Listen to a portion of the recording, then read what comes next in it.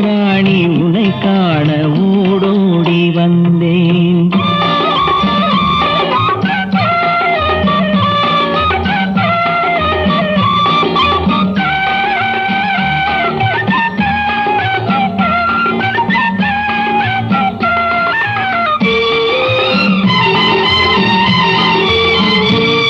நீ வருகின்ற வழி மீது யார் உன்னை கண்டார்? உன் வளை கொஞ்சம் கை மீது பரிசென்ன தந்தார்? நீ வருகின்ற